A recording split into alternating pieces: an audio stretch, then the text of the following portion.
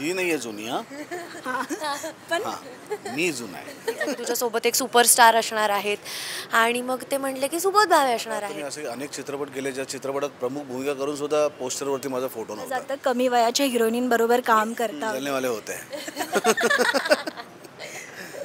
दुनिया जलनी चाहिए. जेव्हा सुरुवातीच्या काळात मी रीमा लागूच्या अपोजिट काम केलं तेव्हा, सुरभा देशपांडेंच्या अपोजिट होतो तेव्हा, किशोरी शहाणेंच्या अपोजिट होतो तेव्हा मी 26 वर्षाचा होतो आणि ती 45 वर्षाची होती तेव्हा. नमस्कार, कलाकट्टा प्राईममध्ये मी भावना शिंदे तुम्हा सगळ्यांचं मनापासून स्वागत करते. सोनी मराठी वाहिनी एक नवी मालिका आपल्या भेटीला घेऊन येत आहे, तू भेटशी नव्याने. आणि माझ्यासोबत जे कलाकार आहेत ते नव्याने आपल्याला भेटायला येत आहेत, पण ते कलाकार फार जुने आहेत, कमाल आहेत. सुबोध सर आणि शिवानी, खूप खूप स्वागत आहे तुम्हा दोघांचं. कसे आहात? मस्त, कमाल. ती नाही आहे जुनी. पण मी जुना आहे. जुनी नाही आहे, पण ती सुद्धा प्रेक्षकांची लाडकीच आहे. ऑफकोर्स आहे, लाडकी आहे. नक्कीच.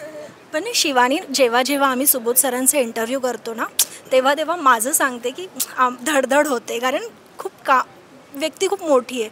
तुझं कसं होतं?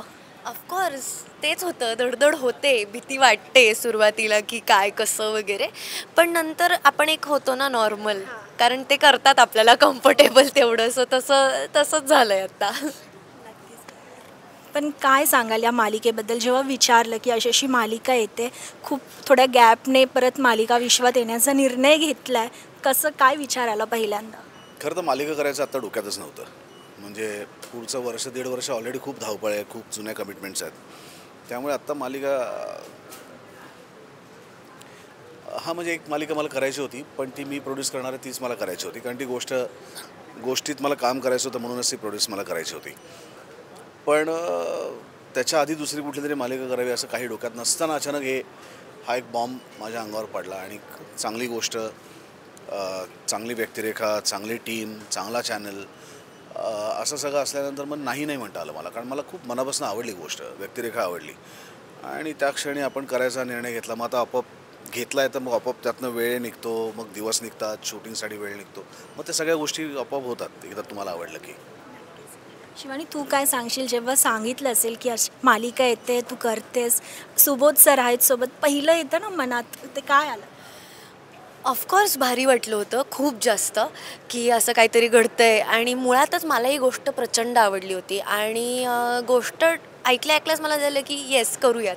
आणि मग सरांनी सांगितलं होतं, जय मयेकरांनी मला सांगितलं की तुझ्यासोबत एक सुपरस्टार असणार आहेत आणि मग ते म्हणले की सुबोध भावे असणार आहेत. तर मला असं झालं की म्हणजे आपण नाही रिॲक्ट होत अशा वेळेला. मला पटकन तेव्हा तिथे काय रिॲक्ट व्हावं हे कळलंच नाही. मला खरंच खूप भारी वाटलं होतं की वाव, हे असं काहीतरी घडतंय आणि आपण त्या मालिकेचा भाग आहोत आणि इतकं छान ते कॅरेक्टर करायला मिळतं आहे आपल्याला. असं सुरुवातीला धडधड वगैरे असं सगळं झालं, पण आता खऱ्या अर्थानं प्रवास सुरू झाला आहे, आता प्रोसेस सुरू झाली आणि आता मला असं वाटतं ना, आता हळूहळू त्या रिस्पॉन्सिबिलिटीची जाणीव व्हायला लागली आहे. आता ना आम्ही जिथून बस पकडली दादरवरून कबूतरखान्याच्या इथून, तिथे एक मोठं बॅनर लागलं आहे या मालिकेचं बस स्टॉपला. असे बऱ्याच ठिकाणी लागले आहेत, पण मला तुम्हाला विचारायला आवडेल, पहिलं बॅनर कधी लागलं असेल, ती आठवण आहे?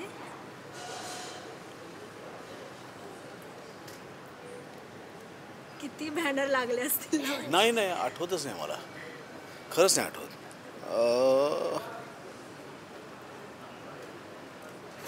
पण कसं वाटतं जेव्हा आपल्या नावाचे आपण दिसतो, असे मोठमोठे बॅनर्स लागतात? अगं त्या काळात तर मी असे अनेक चित्रपट गेले ज्या चित्रपटात प्रमुख भूमिका करून सुद्धा पोस्टरवरती माझा फोटो नव्हता. त्यामुळे त्याच्यानंतर तर माझ्या मनातनंच ते निघून गेलं की, म्हणजे मग मी स्वतःला प्रश्न विचारले, मी कशासाठी काम करतो आहे? पोस्टरवरती चेहरा दिसण्यासाठी का माझा अभिनय पोचवण्यासाठी? आणि आता त्याच्यावर असलं काय किंवा नसलं काय याचं काही वाटतही नाही. म्हणून मी म्हटलं ना की माझ्या लक्षातही नाही आहे की आता बॅनरवरती मी असतो का, बॅनर लागतो का, त्याच्यावर माझा फोटो असतो का.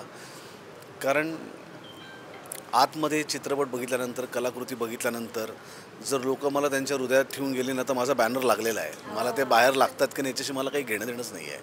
त्यामुळे आता त्याच्यात माझं लक्ष पण नसतं, पूर्वी होतं. आणि तसंच असतं, जेव्हा तुला मनापासून इच्छा असते आणि जेव्हा ते घडत नाही ना, मग त्याचं महत्त्व तुझ्या आयुष्यातनं हळूहळू निघून जातं, कमी होतं. तर कदाचित त्या काळात तसं झालं नसेल, त्यामुळे आता मला त्याचं काही वाटत नाही.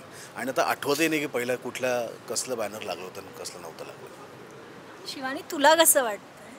मला मला कमाल वाटतंय कारण आय थिंक मुंबईत माझं पहिल्यांदाच बॅनर लागतंय, पहिल्यांदाच मी दिसतेय एवढ्या ठिकाणी, त्याच्यामुळे मला खरंच खरंच खूप भारी वाटतं. आणि मग कोणी मित्रमंडळी असतील, रिलेटिव्ज असतील, ते फोटो काढून आपल्याला पाठवतात ना, अरे शिवानी इथे बॅनर आहे, शिवानी इथे तुमचा प्रोमो चालू आहे वगैरे.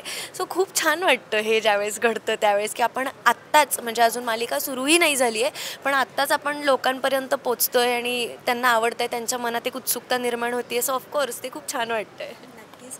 आणि कॉलेज पाहायला मिळतं, म्हणजे अशा फार कमी मालिका असतात ज्यात कॉलेज अनुभवायला मिळतं, प्रेक्षकांना सुद्धा, तुम्हालाही अनुभवायला मिळते.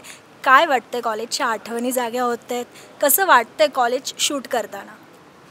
आमच्या आठवणीमध्ये फार फरक नाही. फरक नाहीये. हां, ॲक्च्युली आम्ही आम्ही नाटक सोडलं तर आमच्या कॉलेज आयुष्यात कॉलेजच्या आठवणीच नसतात. आणि आम्हालाही आत्ताच जाणवलंय हो. हे की आम्ही दोघांनीही कॉलेजमध्ये फक्त नाटक केले, त्याच्यामुळे मला तर सरांना एक टीचर म्हणून कदाचित अनुभवायला मिळत असेल, पण मला जे मी माझ्या कॉलेजमध्ये नाही केले ते सगळं आत्ता अनुभवायला मिळतंय. एक फुलराणीच्या वेळी जेव्हा आपण इंटरव्ह्यू केला होता ना सुबोध सर, तेव्हा तुम्ही असं म्हणाला होतात की तुम्हाला सतत बोललं जातं कमी वयाच्या हिरोईनींबरोबर काम करता वगैरे. आत्ताही प्रोमो खाली 1-2 असे कमेंट्स आहे, त्यासाठी मनाची तयारी आहे? जलने वाले होते हैं. दुनिया जलनी चाहिए. चांगलं आहे.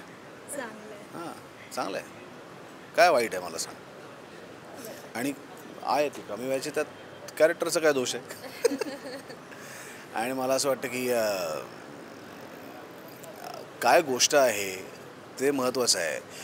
आता शिवानी किंवा कुठल्याही नवीन तरुणीबरोबर काम करायला मिळणार म्हणून काम करणं हा काय माझ्या इंटरेस्टचा भाग असू शकत नाही ना.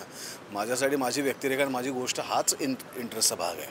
त्यामुळे समोर कुठला ॲक्टर आहे, मग तो कमी वयाचा आहे का जास्त वयाचा आहे.